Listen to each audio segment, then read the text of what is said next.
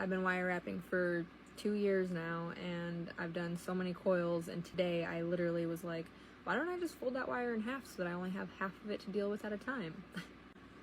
Hey guys, so I just taught myself this little wire wrapping hack, and I thought I would share it with you.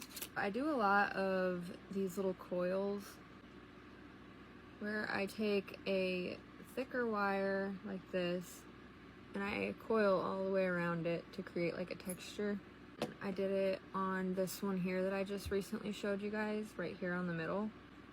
I cut a wire that's this long, and then I cut a thinner wire that's this long. I can't even show you guys how long it is because it's so long. But my hack here is this. Take your thin wire and fold it in half. So instead of starting your coil with this end and going all the way around and having this long ass wire hanging off your thicker wire, fold it in half and start with 1/2 at a time. Start it in the middle of this one here too. And you're gonna want to move this extra long wire that you're not using, so I just wrapped it around my arm.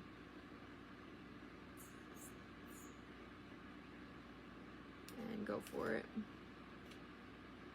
So now I'm dealing with all this, and be careful because it can get really close to your eye, which is scary. But just go around and around. Try to keep your hand parallel with the thick wire. Alright, so I just did that coil pretty quickly, and I still have the other half to do.